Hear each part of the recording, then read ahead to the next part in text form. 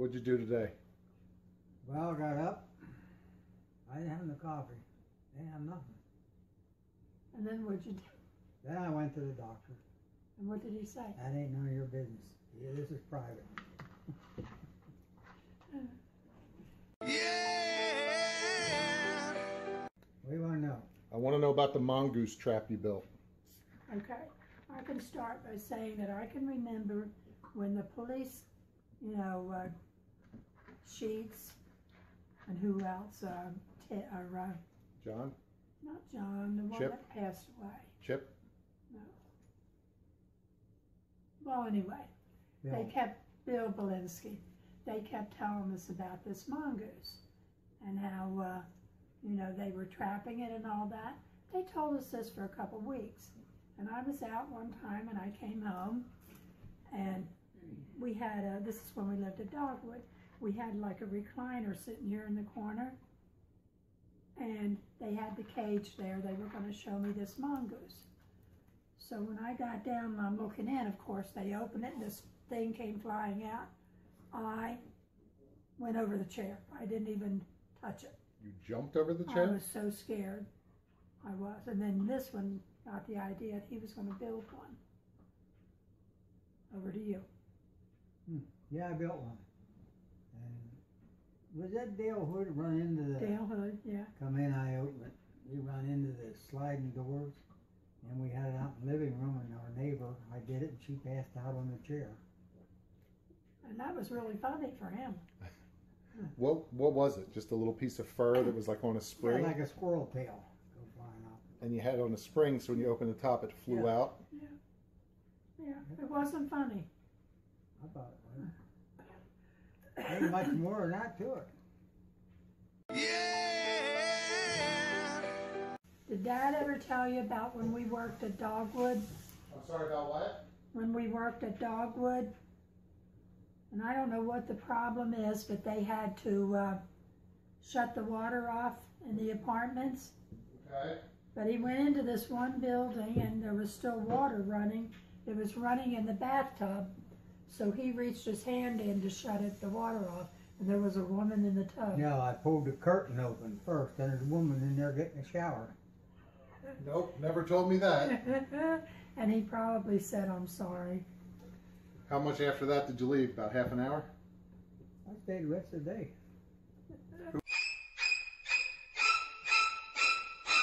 How about the time Alvin came and got you mad when you were building the house? Oh. I threw the hammer in. Yeah, I that missed one. his head about, I don't know how it kept from hitting him. I really don't. I meant to knock his head off. And what did he do that made you so mad? Everybody sat there doing nothing. I was the only one working. Then he started that bullshit. I said, well, you son of a bitch. Wham! I went home. He come up and give me a raise to come back. Mom was there and she said she thought they came in together. Alvin followed him so fast. So if I go back to work and throw a hammer at my boss, I can get a raise? Well, I meant to hit him, but I was mad. I was the only one working. He come in there and start that bullshit. I said, well, you son of a bitch. You ever throw a hammer at anyone? No. The worst thing I ever threw was a jar of pickles. At who? And we had wood floors. I don't remember that. Why did you throw a jar of pickles at him? Well, I guess it made me mad. So you threw a jar of pickles at I him? happened to have them in my hand. Remember Levi? Wait, I don't want to lose this. I've never heard this. I don't remember either. It's when we lived there next to where it used to flood all the time on the old road, next to those people that you knew that lived in a trailer or something. Well, anyway, that's You gotta have names the way you tell it. I don't know. We lived in this little house, and every time it rained and flooded, you needed a boat. I still want to know why you threw pickles at him. I don't know what he said. I was mad, and I just had them in my hand. And threw them at him or threw them on the floor? Well, I probably missed him because they hit the floor. That's all. Well, you're a violent woman. Now, what about Levi? You know how everybody's afraid of Levi, and he's tough and shit. So he was helping put a window in. And it fell down and broke over his head, and he sat there and cried like a baby, thought he was going to die. Pap said, Levi, get up. He said, Pop, I'm dying, he says. Him and Shelley used to fight. Was it Shelley he shoved the insulation in, or? No, that was the preacher. Pap told him, he said, you better let him go. He's going to hurt you someday. And they heard him down in the garage. We went in, and he got that preacher up against the wall, and that insulation showing in his face and stuff.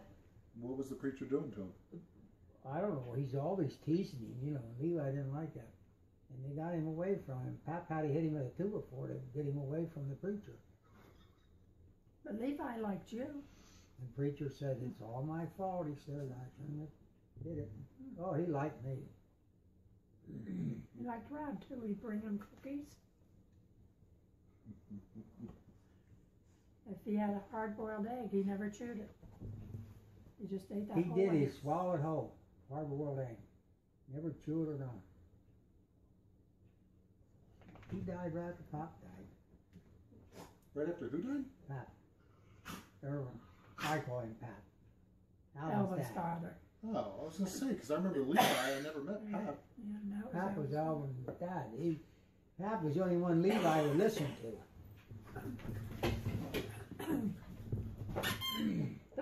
And at his home, they had a big farm. His brother had a big farm and stuff where Pap lived. And Levi got mad one time at somebody there to come in and give him a hard time. They had 4 cops there trying to get him, and he beat the hell out of 4 cops. They couldn't get him. His brother finally got him settled down. He was strong, man. That's the end of my story. Did I ever tell you about the time that we were working on this house above Uncle Herbie's? And there was all kinds of people there. Aunt Margie, Uncle Tex, all the kids. And I don't remember who else, but Dad had this headache. He couldn't move. So Headache or hangover? Headache. So we didn't know any doctors. And I'm going through the phone book, and I found this doctor that actually came to the house. And he drove him to the hospital. And they thought The doctor drove him? Yeah, the I doctor remember did. this. They thought he had spinal meningitis, in which case everybody that was at our house would have to take medication. Well, it wasn't that. But anyway, when they were discharging him from the hospital, the doctor says to him, I don't want you going back to work. He said, now I'm going to be out of the country for 3 years. So Dad thought he wasn't supposed to go to work for 3 years. Honest to God, I don't remember this. Who was the doctor? I don't remember his name. I have no idea. It wasn't like, I know we had Dr. Mowry, but this was right after we were moving there or something. We didn't have a doctor, so I just found somebody in the phone. I don't remember that. Well, you should have remembered it if he gave you 3 years off. Yeah! Hey, tell me about that farmhouse that you remodeled that you said was haunted. That was haunted. How do you know it was haunted? Well, we'd be standing in the kitchen, hear stuff upstairs, go upstairs, there wasn't nothing up there. Rick used to sit in the stairway, and he'd hear somebody walking right above him, never see nobody. How about the cellar door? Oh, you could not, that was when it was open, and it was like wedged into the floor, you couldn't shut it or run in. Like the floor was warped in the... That door slammed shut. Nobody knows how the hell it could have possibly been, but it did. And Charlie was downstairs, and he took off out of that basement of hell and scared him half to death. Yeah, but how about when Charlie was outside painting and he was up on the ladder? I looked out the window and, boy. Did you try to scare him, or you just looked out the window? So you like jumped out at him? He was scary anyhow. And he fell off the ladder, or the whole ladder went No, down? he got down. Wonder he didn't fall. And then everybody says there's money in this place. We could never find it. And I had the whole wall channeled out around because I was, remodeling the house. And the old man that lived there, his nephew or grandson or something, whatever it was, came up with a dog and walked right to the wall, reached up in and took all this money out. He said he knew it was in there. Like regular money, Confederate money? No, regular money. And just back in the wall? Yep. Anything happen after that? Yeah, I don't think so. But the attorney that was having the house remodeled says he wants plenty of lights on it. But he was standing in the living room talking to me one day, and he heard this walking upstairs. He said, "Who's up there?" I said, "Nobody. This goes on all the time." He said, "I want to go up and see." He walked up with nobody up there. He says, "I want plenty of lights around this house." He said, "When you wire, I want a lot of lights." I don't know. I don't believe in ghosts. I know you, but you have other stories. Was it at Uncle Roy's? You guys heard something? Yeah. What happened there? Where was this at? Burnside Yeah. Avenue?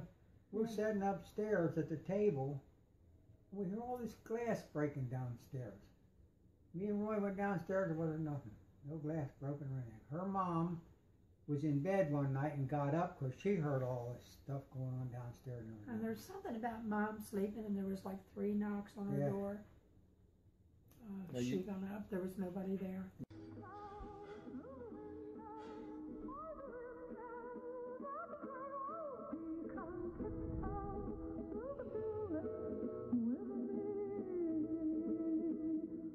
You know what's haunted is the White House. Did you see that? No. I forget what they were just saying yesterday about it. Somebody seen something.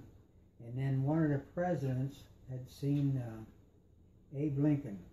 It might have been Reagan at the end. They were talking about it, yeah. And that's where we lived. Well, you would have had to have been with us. When we went to the racetrack one night, and when we got home, Rick was home. When we got home, Rick, with the truck and everything was there, but Rick was nowhere in sight. So we're looking up.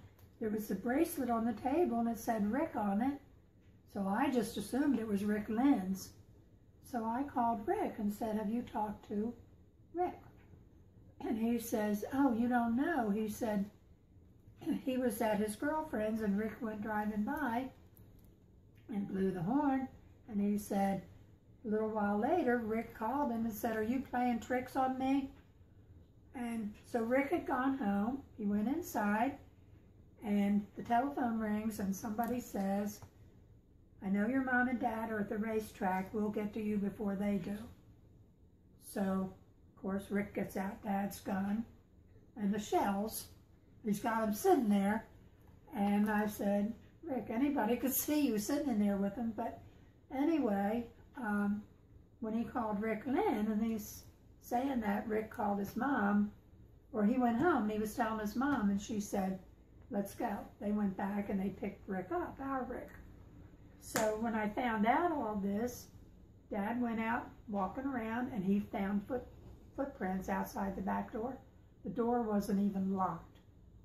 Anybody could have walked right in. So we never did, for days after that, when Rick would go out to work in the evening, Dad would, when it was time for him to come home, Dad would go sit in the truck and outside and wait for him to see if anybody ever approached him. So we never knew who that was.